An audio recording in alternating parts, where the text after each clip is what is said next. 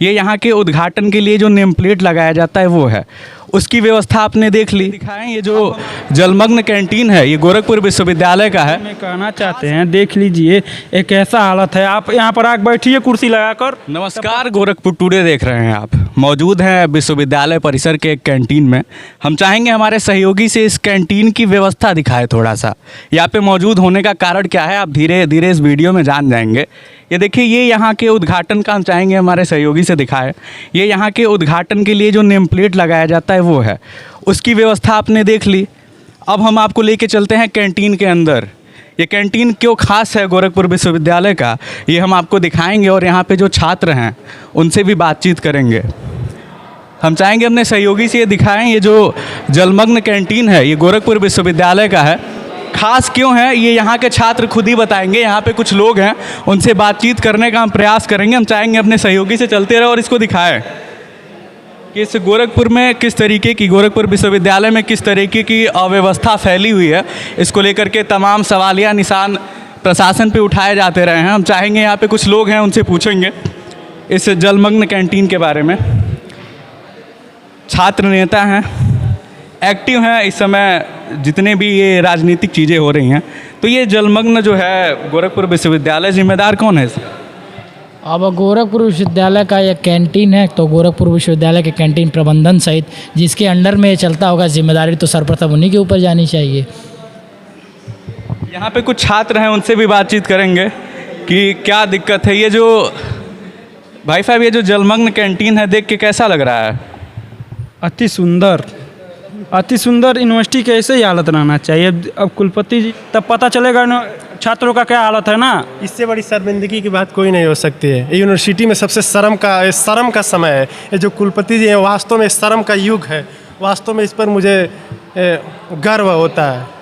गर्व होता है इसको लेके। जो पूरा जलमग्न कैंटीन में आप बैठे हैं, इसको लेकर के शर्मिंदगी को लेकर गर्व होता है। क्या यूनिवर्सिटी है, क्या मतलब यहाँ पे फूल है, पेड़ है, पौधे हैं, जगह जमीन बहुत कुछ है, लेकिन शिक्षा का स्तर कोई नहीं है, शिक्षक कोई नहीं है। ये गोरखपुर मुख्यमंत्री जी का शहर है, यूनिवर्सिटी मुख्यमंत्री जी के शहर में है।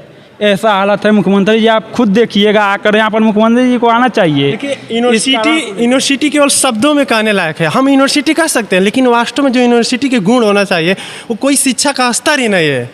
अच्छा, आपके हिसाब से विश्वविद्यालय की परिभाषा क्या होनी चाहिए? विश्वविद्यालय मतलब वास्तव में बच्चों के अंदर जो चेतना है, बच्चों के अंदर जो शक्ति है, उसको जगाने का प्रयास करना चाहिए। चेतना मर चुकी है, बच्चों की जगाएगा कौन?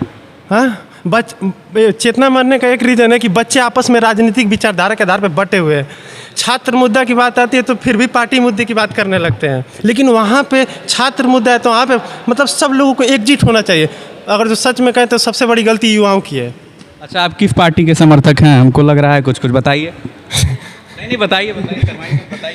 पार्टी, किसी पार्टी के समर्थक नहीं है। हमको लग रहा है, आप बताइए क्या क्या कहना है। किसी पार्टी के समर्थक नहीं है।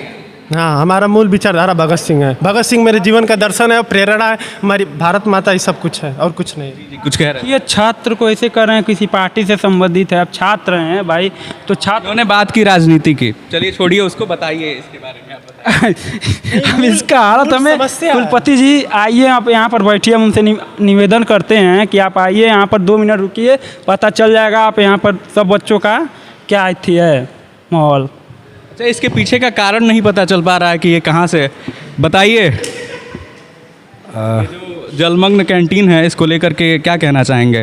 क्या कौन सी, या कुलपति को कुछ सुधार करना चाहिए, या फिर तमाम तरीके के नारे लगाए जा रहे थे बहुत पहले से, कुलपति को यहाँ से बहिष्कारित किया जाए, भगाया जाए? क्या कहना चाहेंगे? बर्बादे गुलिस्ता करने को एक ही उल्लू काफ़ी था। हर साख पे उल्लू बैठा है, अंजाम में गुलिस्ता क्या होगा। विश्वविद्यालय में जो भी नियामक यहाँ के तंत्र हैं, चाहे कुलपति हों, कुलपति से लगा करके चतुश्रेणी कर्मचारी तक, हर कोई भ्रष्टाचार के आगोश में आ चुका है। आप देखेंगे कि विश्वविद्यालय के अंदर चाहे कैंटीन हो, पहली बात तो कहीं पानी की व्यवस्था नहीं है, और जहाँ पानी है वहाँ इतना पानी है कि चांटा मचा हुआ है।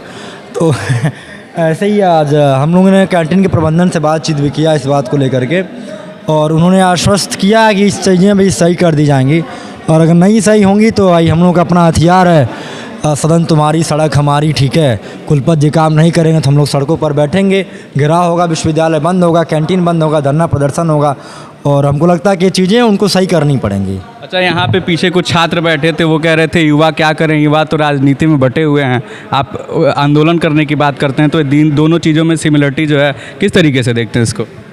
जाकी रही भावना जैसी प्रमुरत देखी तीन तैसी, जिनको जैसा समझ में आता वैसा इंटरप्रिएट करते हैं राजनीति को। लेकिन मुझे मेरा ये मानना है कि राजनीति दुनिया का सबसे प्राचीन विषय, जब ये विषय नहीं था तब भी राजनीति थी।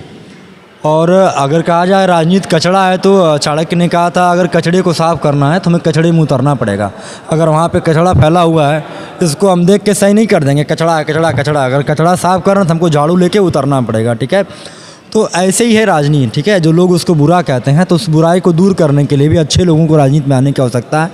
और इसके पीछे कहीं कि छात्र संघ चुनाव के न होने की भी एक जिम्मेदारी है। अगर छात्र संघ का चुनाव होता तो शायद हमारे पास अपना नेतृत्व करता होता बच्चों के पास, जो उनकी आवाज़ उठाता, उनकी लड़ाई लड़ता। तो मेरा मानना ये है कि चुनाव होने चाहिए, राजनीति में बच्चों को आना चाहिए। यह है कि राजनीति साफ गोई से होना चाहिए और शुचिता और सादगी के साथ चुनाव लड़ना चाहिए। तो अभी हम मौजूद थे गोरखपुर के इस जलमग्न कैंटीन में। एक बार फिर से दिखाइए, हम कहना चाहेंगे। पहले यहाँ पे पानी की व्यवस्था नहीं थी, अब इतनी ज़्यादा हो गई है कि छात्र परेशान हैं। बाकी आप देख रहे थे गोरखपुर टुडे, मैं था आपके साथ प्रियांशु। बहुत बहुत धन्यवाद।